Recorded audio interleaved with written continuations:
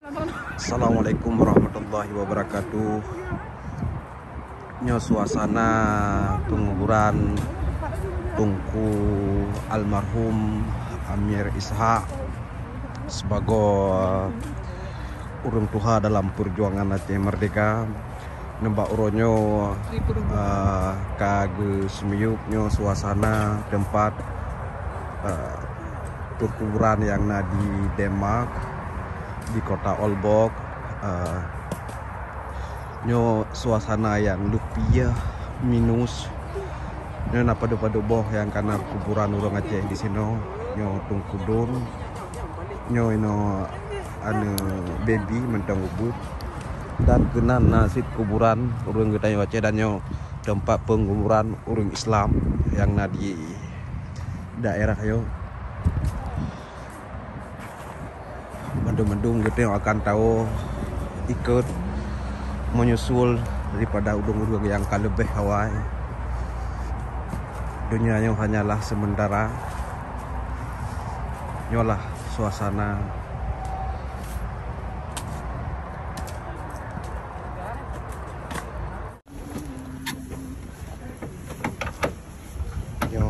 suasana Bantri ke semayang nebak masjid. Jadi dia semayang dalam masjid ke PI Lamoto geme ke di bak kuburan lagi yang suasana di ke masjid.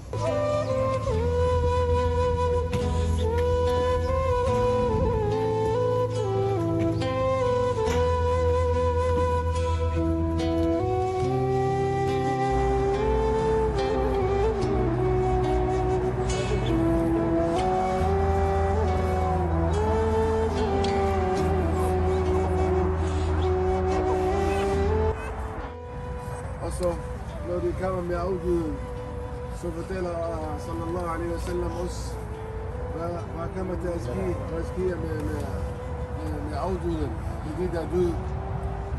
Det ved de godt. Nu om lidt kommer 2 malaika til ham, Munkar og Nakir, og han bliver spurgt om 3 ting. Din Rabbuka, wa dinuka, wa nabiyuka. Hvem er din herre, din skaber, og hvad er din religion, og hvem er din profet. Så alt afhænger af de perioder i livet, hvordan har man det i livet. Har man været muslim, har man været adlydende af Allah subhanahu wa ta'ala, har levet salat, hvis man har været en muslim, så selvfølgelig det er lidt for ham. Han kan svare Allahu Rabbi wal Islamu dini wa Muhammad sallallahu alaihi wa sallam nabi. Så det betyder at alt afhænger efter Guden af hvad der skete i livet, og det du bestemmer hvordan og hvor du går hen. Pas på, barakallahu fikum. Men Nabi sallallahu alaihi wa sallam har opfordret os til at huske det her tid, det her destination, det her tidspunkt, hvor alle sammen skal ende herhen. Og så hvad er det efter? Det afhænger af, hvad er du har levet af dunya, her i livet. Så barakallahu fikum, tilbage til Rabbil Alamin subhanahu wa ta'ala, tilbage til jeres herre, jeres skaber, hvor vi alle sammen kommer til at stå foran ham og blive spurgt om alting vi har gjort her i livet.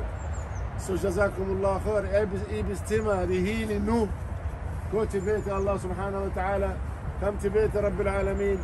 Hafidu ala salat. Bed til Allah subhanahu wa ta'ala. Overholde de der er fra Allah subhanahu wa ta'ala. Adlud Muhammad sallallahu alaihi wa sallam. Barakallahu fikum. Ellers det er noget, det bliver noget ikke godt. جزاكم الله خير. بنت بيت الله سبحانه وتعالى. واخر دعوانا الحمد لله رب العالمين وصلى الله وسلم وبارك على نبينا محمد. اللهم اغفر له وارحمه. Di barang kasta mentang yang